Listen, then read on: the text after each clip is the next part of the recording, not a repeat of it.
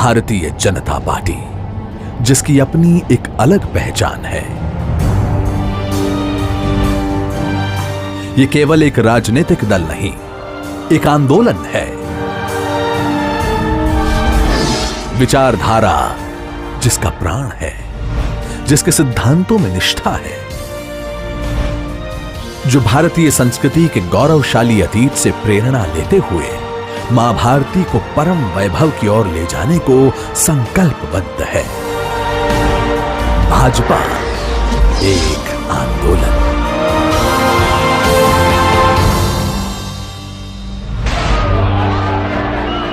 भाजपा की गाथा संघर्षों से गढ़ी हुई गाथा है।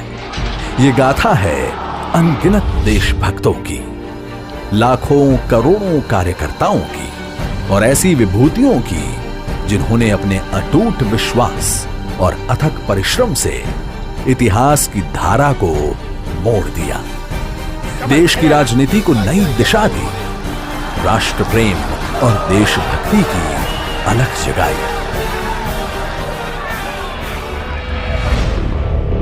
स्वतंत्रता के पश्चात जब नेहरू लियाकत पैक्ट पर हस्ताक्षर हुए, तब तत्कालीन प्रधानमंत्री नेहरू ने पाकिस्तान में रह गए हिंदुओं की जिम्मेदारी से मुंह मोड़ दिया। तब से उद्वेलित होकर डॉक्टर श्री श्यामा प्रसाद मुखर्जी ने नेहरू मंत्रिमंडल से त्यागपत्र दे दिया। नेहरू के पाश्चात्य प्रेम से ऐसी नीतियां बनने लगी जिनमें भारतीय संस्कृति सुरक्षित नहीं रह सकती थी। कांग्रेस गांधीवाद को विस्मित कर नेहरूवाद के रास्ते पर चलने लगी। डॉक्टर मुखर्जी और कई अन्य राष्ट्रवादी नेताओं ने इस खतरे को भांप लिया। एक नए राजनीतिक दल की आवश्यकता महसूस की जाने लगी और इस तरह 1951 को स्थापित हुआ भारतीय जनसंघ। जनसंघ की ओर से मार्च 1953 में कश्मीर के पूर्ण विलय के लिए दिल्ली में सत्याग्रह आरंभ किया गया। डॉक्टर श्री श्यामा प्रसाद मुखर्जी ने तय किया कि वो बिना परमिट के कश्मीर में प्रवेश करेंगे। उन्होंने सिंह गर्जना करते हुए कहा था कि एक देश में 2 विधान, 2 निशान और 2 प्रधान नहीं चलेगा। अपनी दृढ़ संकल्प शक्ति और जनता से मिल रहे समर्थन के बल पर 11 मई 1953 को श्री मुखर्जी ने बिना परमिट के कश्मीर में प्रवेश कर लिया और उनको गिरफ्तार कर लिया गया। 23 जून 1953 को संदेहास्पद स्थितियों में वे शहीद हो गए।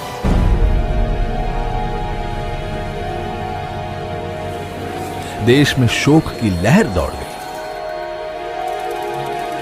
मुखर्जी के बलिदान का असर यह हुआ कि 9 अगस्त को शेख अब्दुल्ला को जम्मू कश्मीर के प्रधानमंत्री के पद से हटाकर बंदी बना लिया गया और जम्मू कश्मीर के लिए परमिट व्यवस्था को खत्म कर दिया गया। 1947 में देश को ब्रिटिश हुकूमतों से तो आजादी मिल गई, लेकिन देश के कई हिस्से ऐसे थे जिन पर अभी भी विदेशी ताकतों का कब्जा था।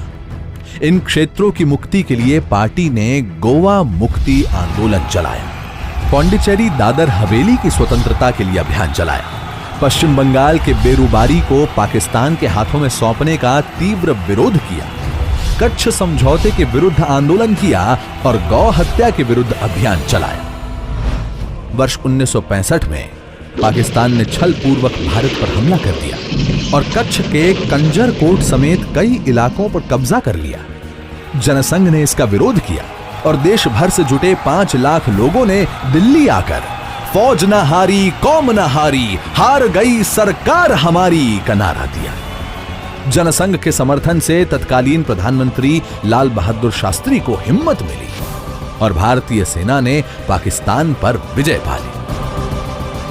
और इसके बाद देश में आया वो दौर जिसे भारतीय लोकतंत्र का सबसे स्याह दाग माना जाता है, आपातकाल। आपातकाल के दौरान तमाम बड़े विपक्षी नेताओं को जेल में डाल दिया गया और उन्हें यातनाएं दी गई। राष्ट्रीय स्वयंसेवक संघ पर भी प्रतिबंध लगा दिया गया। जनसंघ के हजारों कार्यकर्ताओं ने अग्रिम पंक्ति में खड़े होकर आपातकाल के दंश को झेला।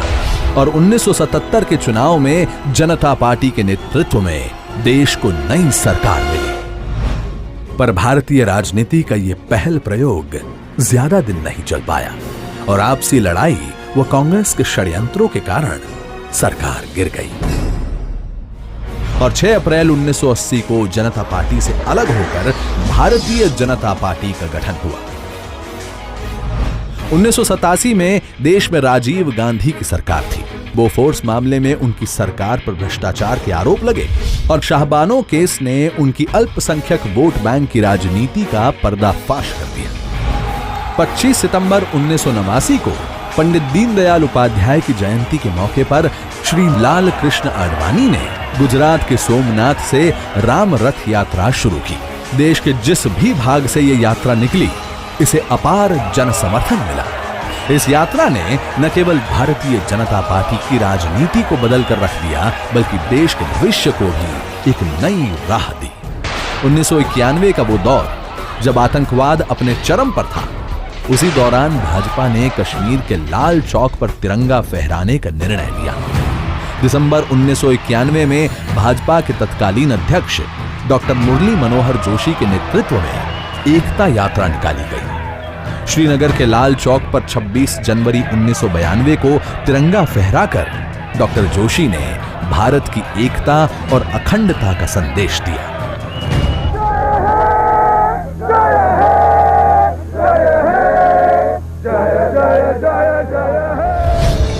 वर्ष 1996, 1998 और 1999 में 3 लोकसभा चुनाव हुए, जिसमें भाजपा सबसे बड़ी पार्टी बनकर उभरी और श्री अटल बिहारी वाजपेयी ने देश को सफल नेतृत्व दिया। इसके बाद भाजपा को विपक्ष में बैठने का निर्णय मिला और भाजपा ने यहां भी एक सजग और जनता की आवाज उठाने वाले सशक्त विपक्ष की भूमिका निभाई। आज केंद्र और अनेक राज्यों में भाजपा और इसके गठबंधन की सरकारें अंत्योदय एवं एकात्म मानववाद के आधार पर जन कल्याण के कार्य कर रही है। आज भाजपा विश्व की सबसे बड़ी पार्टी है। इस पार्टी को लाखों करोड़ों कार्यकर्ताओं ने सींचा है और आज भी इसके समर्पित कार्यकर्ता नेपथ्य में रहकर मां भारती की सेवा कर रहे हैं। भाजपा का लगातार हो रहा देश में विस्तार इस बात का प्रतीक है कि लोगों की आस्था और विश्वास पार्टी नेतृत्व में बढ़ रहा है। पार्टी को देश के कोने कोने से अपार जन समर्थन मिल रहा है।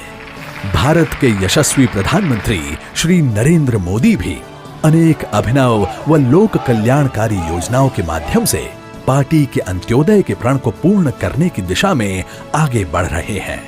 मौजूदा सरकार की ओर से सबका साथ, सबका विकास के मंत्र पर सफलतापूर्वक काम हो रहा है। देश की जनता से पार्टी को मिल रहा अपार जन समर्थन भी एक तरह का आंदोलन ही है। एक ऐसा आंदोलन